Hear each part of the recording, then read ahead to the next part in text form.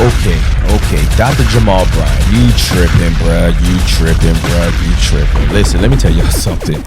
These pastors, they be wilding.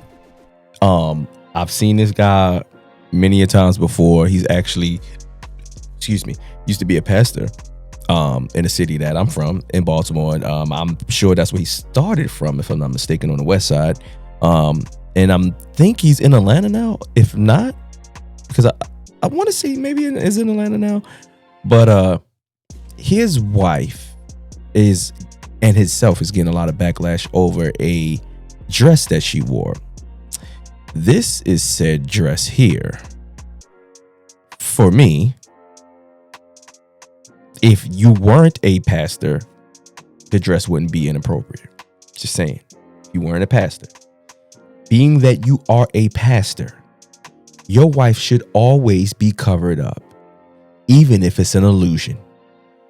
So we're going to get into what he said about his wife and this dress. And he's a fool. The internet went crazy about a dress my wife had on. Now, they didn't say anything about the $4 million that was raised for the United Negro College Fund. They never mentioned that she prayed until heaven came down. They never said anything about this was the largest fundraiser for for HBCUs in the country. But insecure, jealous, petty, small-minded people got in their feelings and set up a false barometer of holiness based off of a dress. Now, you got to help some people, because some people have embraced the full knowledge of ignorance without any assistance for understanding. The dress was not see-through. The dress was flesh color. But because you ain't never been nowhere and ain't never been exposed to nothing,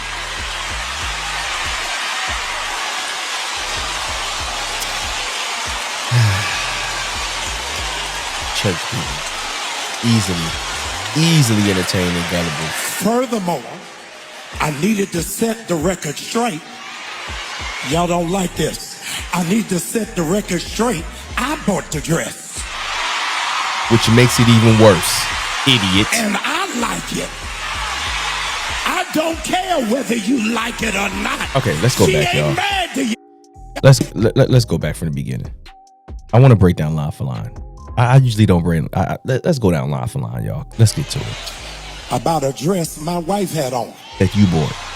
Now, they didn't say anything about the $4 million that was raised for the United Negro College Fund. You didn't raise the $4 million. You alone didn't raise the $4 million for the United College Fund, Negro College Fund. You weren't the sole proprietor. You weren't the only one to donate. So what does that have to do with your wife wearing a dress as you being a pastor and y'all making vanity over God's word? They never mentioned that she prayed until heaven came down. Y'all love word semantics. She prayed until heaven came down. And here y'all in the, oh my God, heaven came down. Oh, so she's some sort of sanctified, holy and thou woman that got some sort of powers that when she pray, everything, the heavens open up and God just only listen to her and $4 million just fall out of the sky. And it allows her to wear this dress. They never said anything about this was the largest fundraiser for for HBCU. And what does that have to do with? It should be the largest. It should get a larger every year, idiot. It should not be stagnant. It should not be what it was 20 years ago or 10 years ago or even a year ago. It should have gotten bigger. So if it was 10 million last year, it should be 20 million this year. It should be 20 million. There should be excellent growth. It's not because of you. Nobody ever thinks of the United Negro College Fund. It thinks of you and your freaking wife. That's not what we equate you with, ever. If your wife never even wore that dress, you wouldn't be at all mentioned when it comes to the United Negro Fund. I promise you. That has nothing to do with what y'all helped to gain. Y'all helped to gain. In the country, but insecure, jealous, petty, small-minded. How are they insecure and how are they jealous? What makes them insecure and jealous? So now you're name calling people. You're name calling because people are judging what your wife is wearing as a first lady. She should not be wearing anything that is flesh made, nude made, anything of those sorts. And if, keep going. Look at this. Look at these idiots. Look at these idiots. They want to be sanctified and hoes at the same time. People got in their feelings and set up a false barometer of holiness. There's no false barometer. You should be, I'm not a person that gonna go pull out Bible verses, but I'm sure I've heard some Bible verses that say something about women should be clothed and all of those different things, and how they should be clothed, and how men should be clothed, and how men should be groomed, and all those things are in the Bible. And for you to be a pastor to try to switch it and move the goalposts for your own satisfaction so that you won't be held accountable.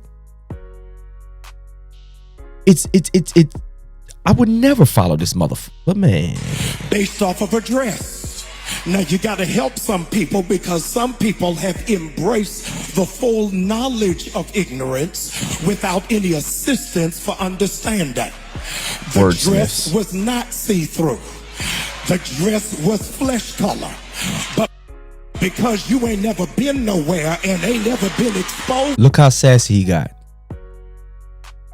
Look how sassy this man got. This is what a woman would say. This is not how a man reacts. This is how a woman reacts. Because you ain't never been nowhere. You ain't have to. I could sit right now on this phone and see a new color dress, and I figure that out. I don't wear dresses. I don't even, you get what I'm saying? But I know what the difference is. I know a pastor and his wife shouldn't be dressed in a certain way. But y'all pastors want to just all be vanity. You're not even in a suit, sir. Everybody else behind you is in a suit. You're in something that I would wear. I have a jacket matter of fact, in the next room, almost like that, besides the pearls on top of it. Same shape and all. It's a whole sweatsuit that go just like that. Same shape and all. Everybody else in the back of you is wearing a traditional suit because they're at an event for God, or because that's not the event that you were in before. This is at your church, most likely. And these idiots behind you are following you just the same way. Look, especially this one right here with the hand on his face. He taking every word in. This one, the one with the bald head, he seemed like he just a bodyguard. He just like, man, get this idiot off the damn stage. I gotta be around this fool. But because you ain't never been nowhere and ain't never look, even the one in the back did it. Even the one in the back did it. I told you that's his follower.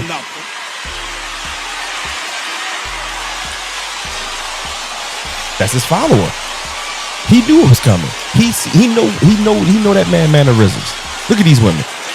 Y'all not even dressed like that. Y'all are dressed just like how church ladies are dressed. Look, these is how church ladies are supposed to be dressed. To set the record straight. Covered up. Y'all don't like this. And not the illusion of nakedness. Straight. I bought the dress. And if you were of the man of the Bible, didn't in the Bible somewhere, I don't even want to be, because I'm not the religious guy, but there's somewhere in the Bible, I'm sure in the beginning of the Bible, in Genesis somewhere, where God made Adam and Eve ashamed of being naked. So that means God said you shouldn't be naked in front of everybody or in public. And if you're a pastor, I'm not judging in the sense of just regular human being, whatever. I'm talking about a man of the clergy, as they would say, or whatever, a man of God and a woman of God that is supposed to be the highest representation to get closer to God. Y'all should be representing yourselves in the correct way. Y'all should be presenting yourselves in the correct way. Y'all should be the examples for the young men and women, and also for your congregation to follow what y'all doing. And that means people are going to start coming to church dressing like your wife. And now church is becoming sexual instead of spiritual. Y'all trip. Yo, he tripping. And look at these. And I like it. I don't care whether you like it or not. So she ain't married to y'all. She married to me. Absolutely. She is married to the church. You're married to the church. She's married to the church. Y'all are married to God. That's what y'all signed up for. And if you say that you like it, then you should have bought it for her to wear for you. It's like lingerie, damn near. I'm not buying lingerie for my woman, for everybody else to see. I buy it for me to see, for me to enjoy, not for the world. So if you say that you don't care if anybody, you're a public figure, you're a church, you're a pastor, you're in the public eye at all times. Even your ex-wife, to the point where she became a public figure because you are in the public eye. That's how much you're in the public eye, that you can make other women famous. You can make this woman famous, and you could put her on a platform where now she's being sexualized. And then now people are going to say, well, y'all should be looking at her like that. No, she shouldn't be dressed like that. Point blank. It ain't like she dressed in sweatpants in a sweatshirt and somebody over-sexualized her just by looking through them like, oh my damn, I wonder. No, she's wearing something that the illusion is nude. And he think it's okay because he's saying there's the color nude. There's no color nude. She's trying to portray something sexy as a church going woman. So yes, you're being a hypocrite. I'm not being a hypocrite because I'm not portraying myself to be a church pastor or whatever the case may be. Simple as that. Man, y'all like, comment, subscribe, man. This dude is insane. Hit the tick in the blicker. It's been going across the screen the whole time that we've been on this. Yeah, I mean, I don't know why Ricky Smiley is on my screen. We're gonna get him on my screen. We're gonna get these people on my screen because they corny. Jamal Bryant always been corny. Real stuff, man. There's a video. I even sampled a song because I'm a producer. I sampled a song, well, a video, and made it to a beat of Jamal Bryant getting cursed out by what's his name, PFK Boom. If you ever get a chance, go look that up. Man, PFK Boom ran him off the block in Baltimore. Told him don't ever come around here no more. We don't want you around here. Get the henchman. That was the exact words. We don't want you right here. Get the henchman. Think I'm playing, y'all. Go look it up. PFK Boom. No, is it PFK Boom? Yeah, PFK Boom. Yeah, PFK Boom. Because I don't want y'all to think of Boom P that passed away, guards. So from what you call it. But yeah, PFK Boom. Look it up. Again, like, comment, subscribe, man. Because if you're not, you already know you gonna.